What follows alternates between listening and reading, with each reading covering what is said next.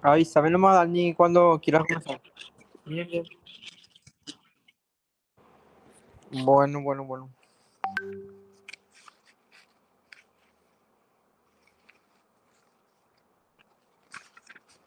Bueno, nos quedamos en el artículo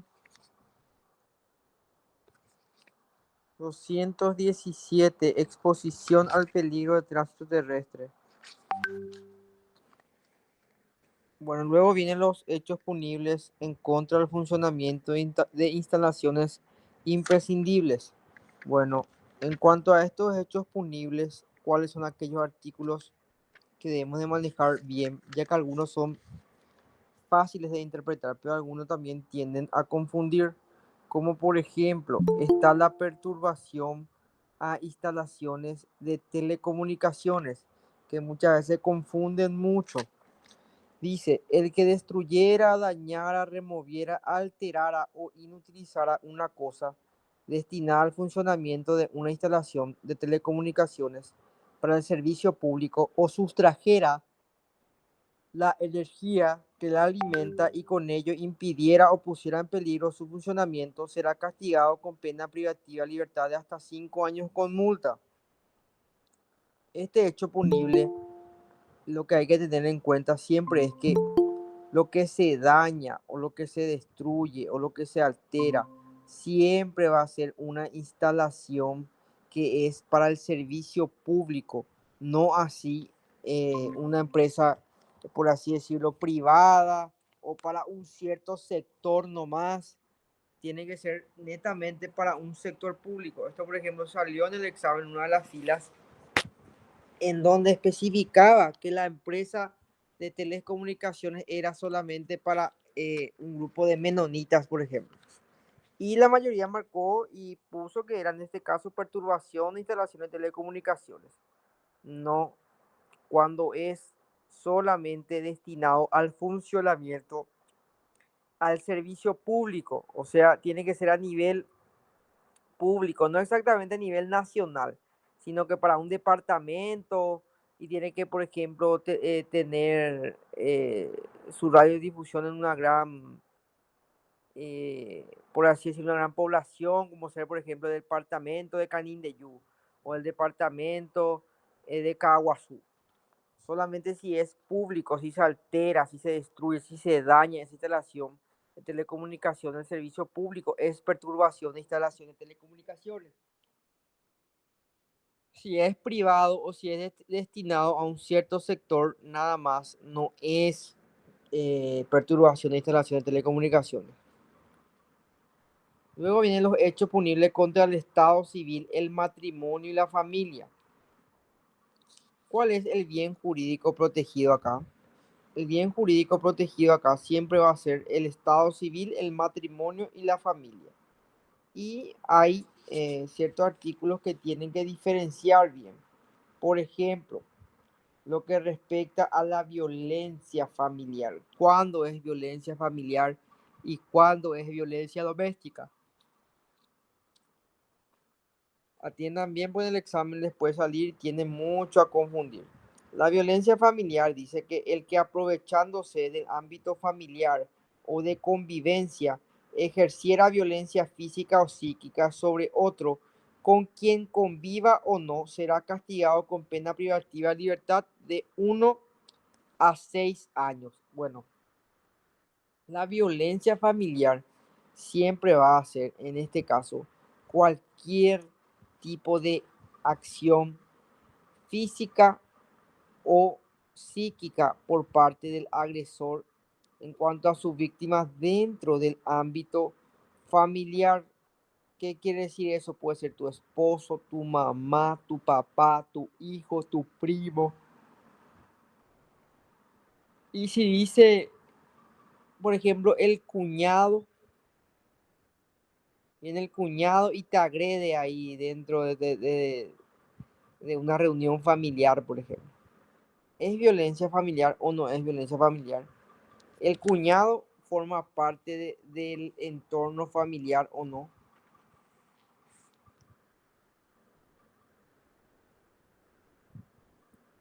Eso ya no es parientes Sí, y te pregunto si el cuñado es tu pariente o no. y es pariente. Sí, entra dentro del entorno de violencia familiar. Siempre lo que es dentro del entorno de lo que es lo familiar o los parientes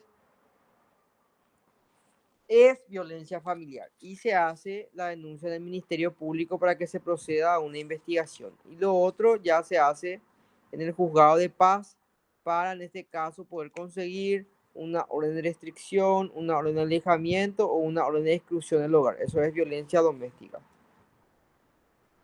Luego, a ver otro artículo.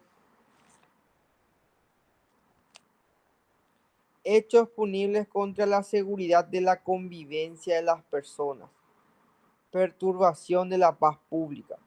El que desde una multitud como autor o partícipe realizara conjuntamente con otros hechos violentos contra personas o cosas o influyera sobre una multitud para crear o aumentar la disposición de aquella a realizarlo, será castigado con pena privativa de libertad de hasta 5 años.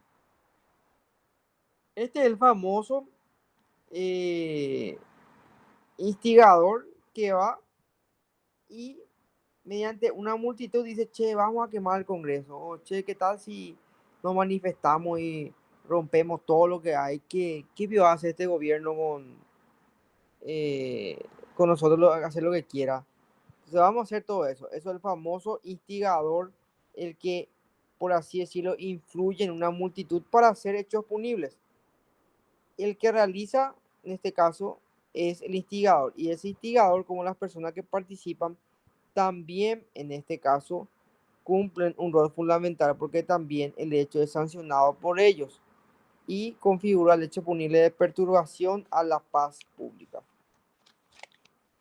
Luego viene asociación criminal. Este también, el 239, este también es un artículo muy ambiguo porque tiene mucho a confundir. El que creara una asociación estructurada jerárquicamente u organizada de algún modo, dirigida a la comisión de hechos punibles, fuera de miembro de la misma o participada de ella, la sostuviera económicamente o la proveyera de apoyo logístico, será castigado con pena privativa de libertad hasta 5 años.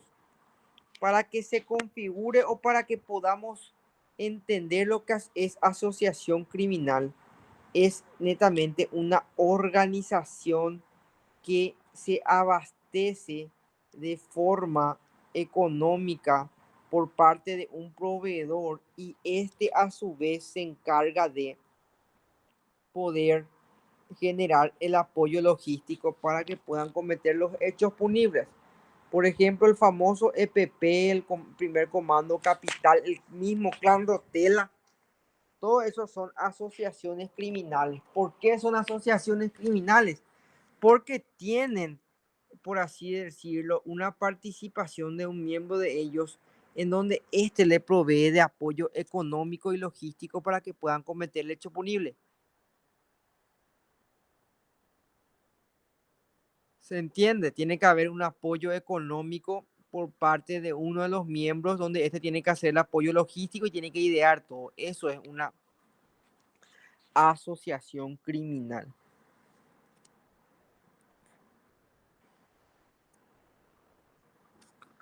Otro hecho punible que siempre tienen a confundir y no saben conceptualizar o diferenciar es la omisión de aviso de un hecho punible. el que en un tiempo que permita evitar la ejecución o el resultado, tomara conocimiento del proyecto de la ejecución de un hecho punible contra la vida, un secuestro, robo o extorsión y los demás artículos hasta el artículo 220, tendrá una pena privativa de libertad hasta 5 años. Esto es en el caso de que vos omitas avisar un hecho punible. Por ejemplo, vos viste bien que tu vecina está siendo agredida por su marido y vos no te querés meter en el problema y si no, mejor nomás no me meto, eso es problema de ellos.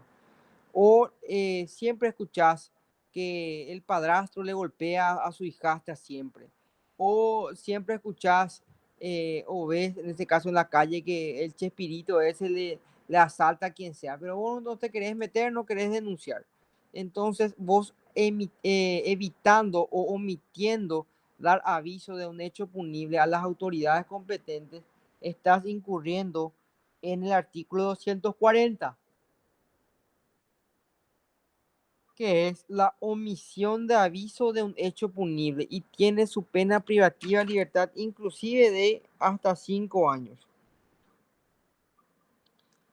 Luego viene el artículo 242, hechos punibles contra la prueba testimonial. Este también siempre confunde el artículo 242 con el 243. ¿Cuándo es testimonio falso y cuándo es declaración falsa? El testimonio falso dice que el que formulara un testimonio falso ante un tribunal u otro ente facultado para recibir testimonio jurado o su equivalente será castigado con pena privativa de libertad de hasta 10 años.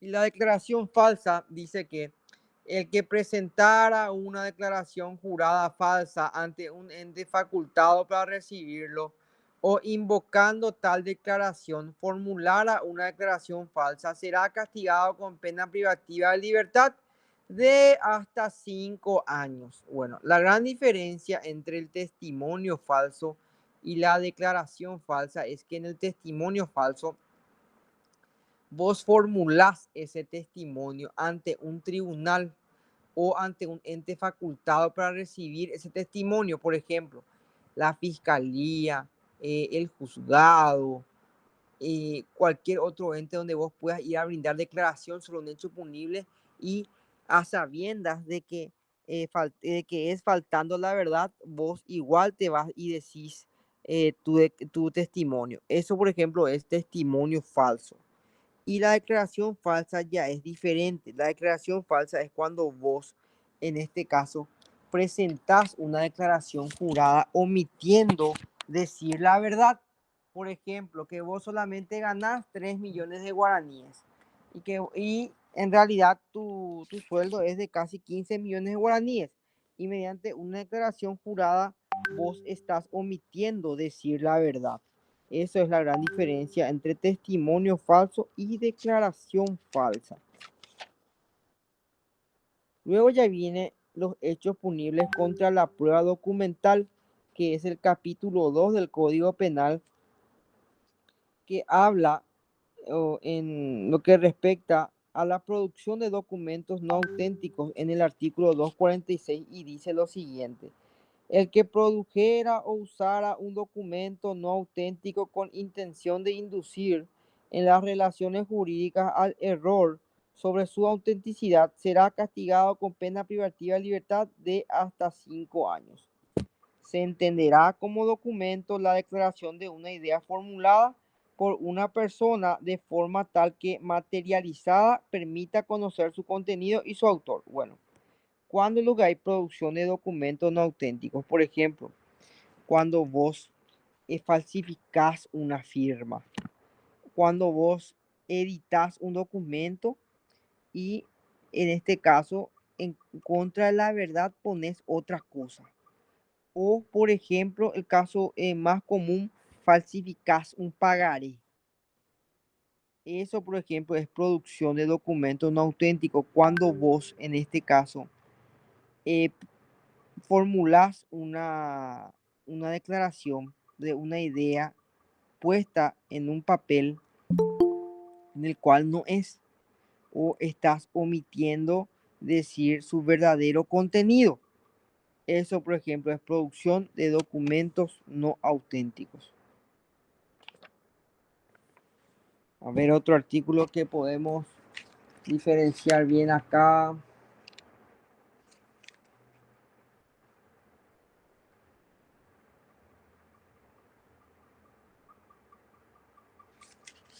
Por ejemplo, el siguiente artículo, el artículo 260, el cual dice, el que con la intención de inducir al error en las relaciones jurídicas utilizara como propio un documento personal expedido a nombre de otro o se diera a otro un documento no expedido para este, será castigado con pena privativa de libertad de hasta 2 años o con multa.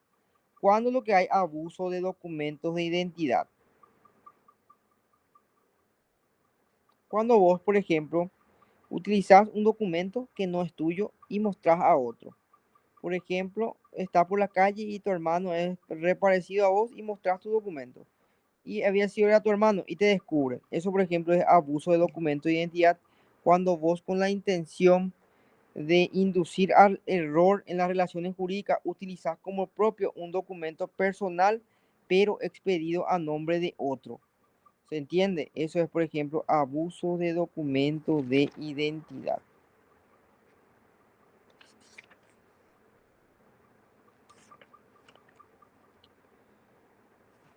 Luego viene un artículo muy famosísimo, como siempre digo, porque tienden también a confundir mucho.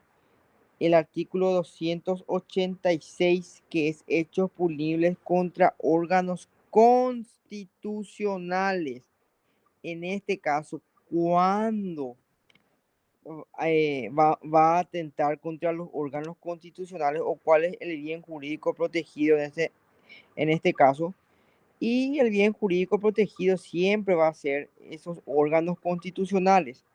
Y hay dos artículos muy importantes en en estos hechos punibles. Primeramente, el artículo 286 que dice coacción a órganos constitucionales.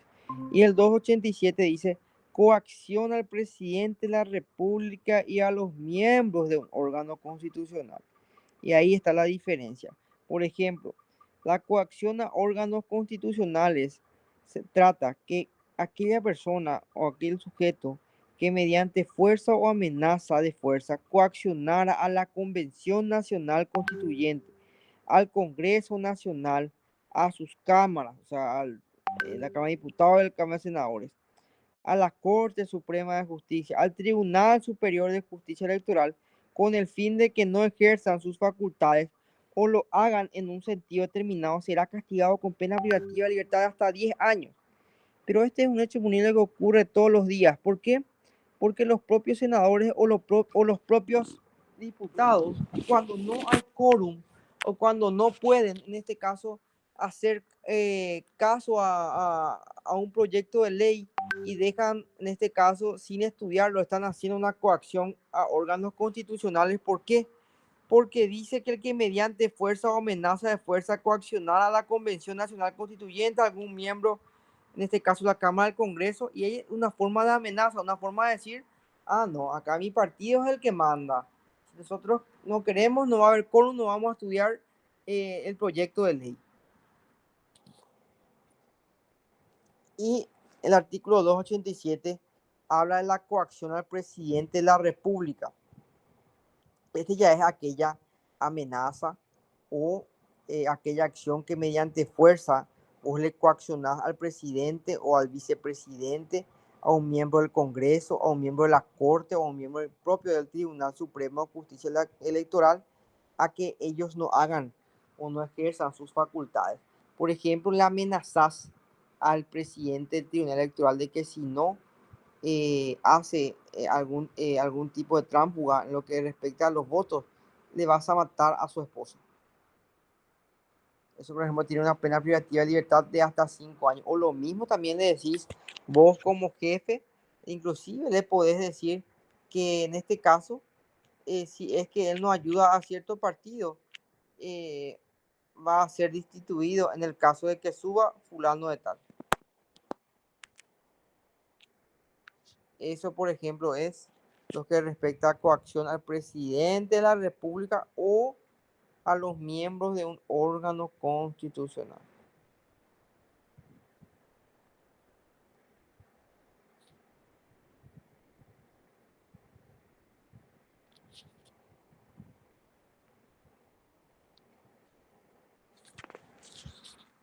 A ver, otro artículo. Esos son los dos artículos en cuanto a hechos punibles contra órganos constitucionales que tienen que saber bien. Luego los otros ya son hechos punibles contra la defensa de la República, que es sabotaje a los medios de defensa, denuncia falsa, por ejemplo, frustración de la persecución, ejecución penal. Bueno, esto es, por ejemplo, cuando vos intencionalmente o a sabiendas impedís que otra persona fuera condenado a una pena o sometido a una medida por un hecho antijurídico. Será castigado con pena privativa de libertad hasta 3 años con multa. Por ejemplo, vos sabes bien que fulano de tal tiene orden de captura y vos le tenés en tu casa. O sabes, por ejemplo, el paradero de fulano de tal y omitís decirlo. Eso es frustración de la persecución y ejecución penal.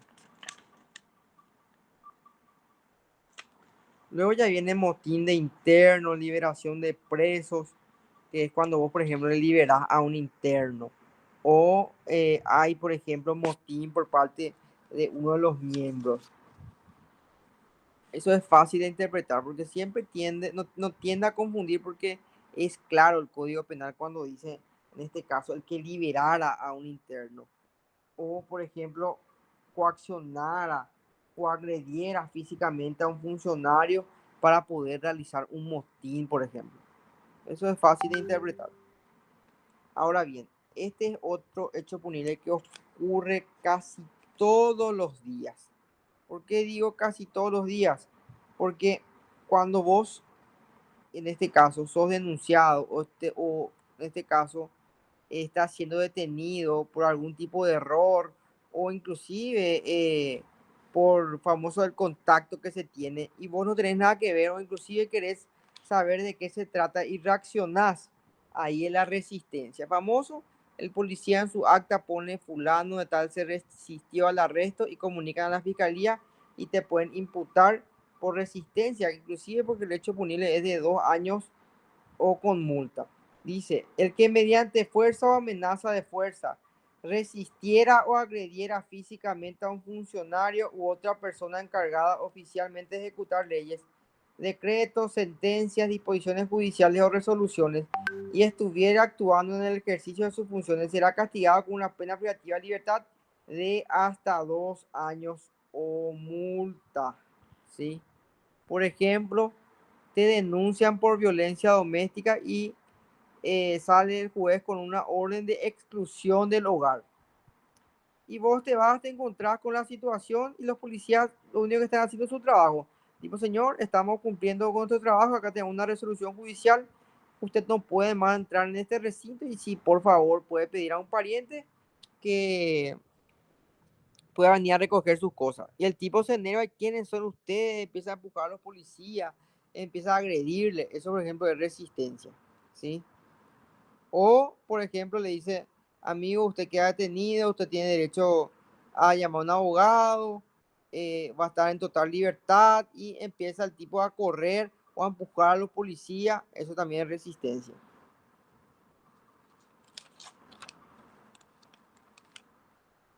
Hechos punibles contra el ejercicio de funciones públicas. Este es el capítulo 3 del Código Penal y habla de aquellos hechos punibles contra el ejercicio de funciones públicas. Por ejemplo, el famoso cohecho pasivo. ¿Cuándo hay cohecho pasivo? Cuando el funcionario que solicitara se dejara prometer o aceptar un beneficio a cambio de un acto de servicio ya realizado o que realizará en el futuro y lesiona sus deberes, será castigado con pena privativa de libertad de hasta 5 años. El famoso funcionario que te dice, No, no, tranquilo nomás. Yo te voy a solucionar acá. No hace falta que contrates abogado o no hace falta que gastes mucho. Yo te voy a solucionar y le voy a hablar a mi fiscal. Y vos te vas y le das dinero y no te soluciona.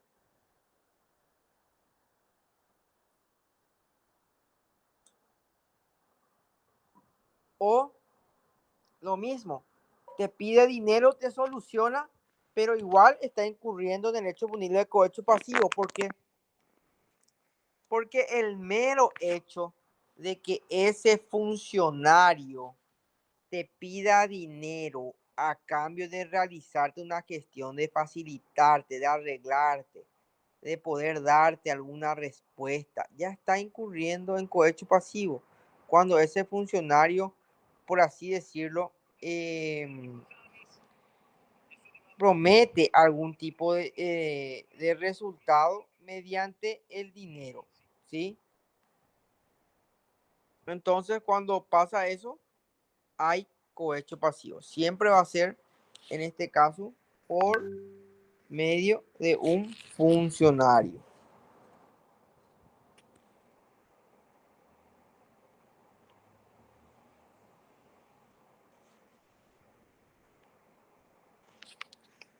A ver, cuando hay soborno,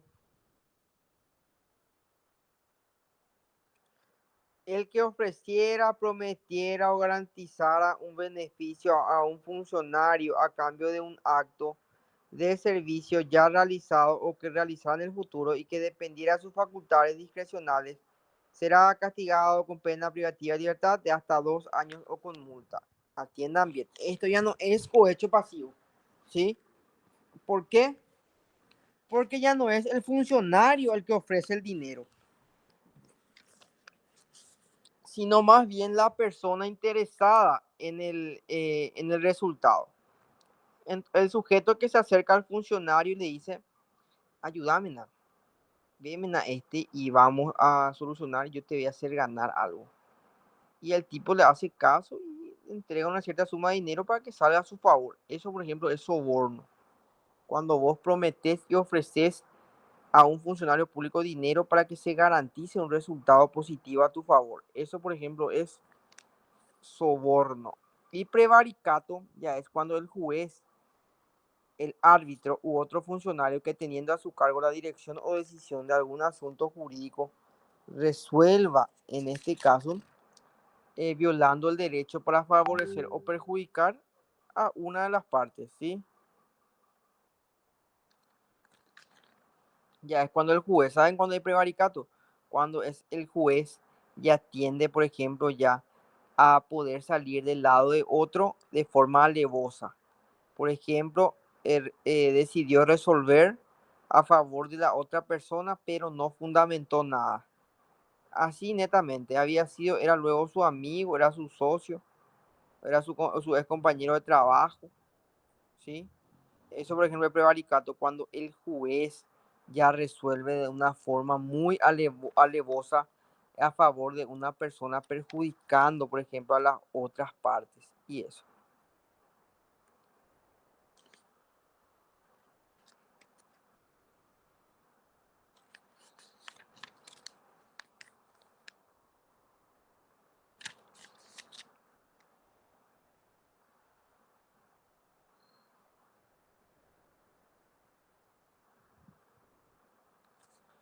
A ver.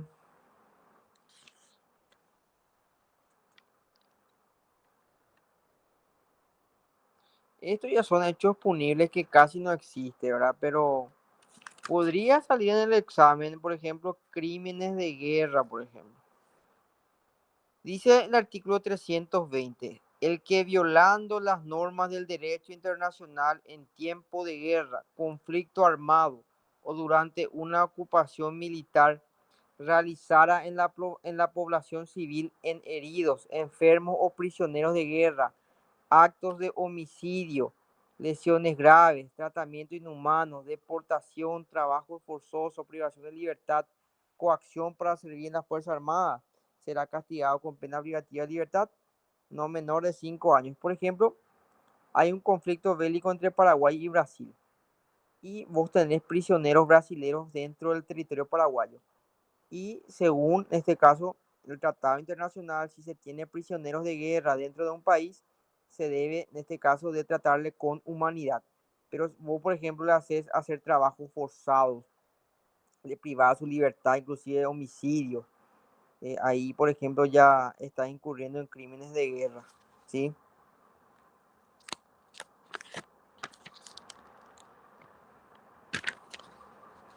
Luego viene el libro tercero del, del Código Penal, que ya es la parte final, que habla de aquellas disposiciones finales, por ejemplo, la adaptación general en las sanciones, leyes penales especiales.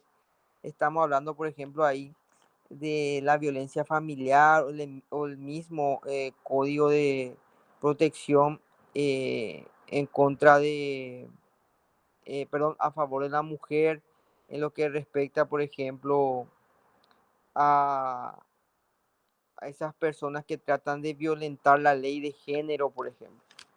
O habla los atenuantes para los menores penalmente responsables, por ejemplo, aquellos que tienen, por ejemplo, 14 años cumplidos.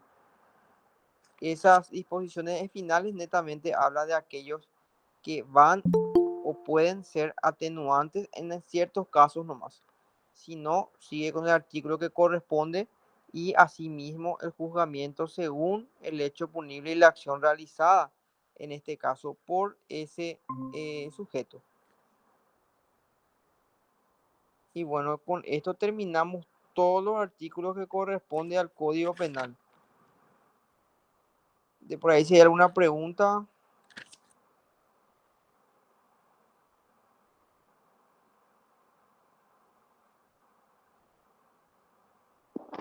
Ninguno, profe. ¿Usted leyó directamente, aunque sí, ¿verdad? ¿Usted leyó directamente del código o de algún resumen? No, del libro y de los artículos que corresponden, en este caso, al programa. Ah, ya. Vale, gracias, profe. Dale. Estamos entonces. Éxitos en el examen. Gracias, profe. Gracias, gracias. Dale, dale, hasta luego.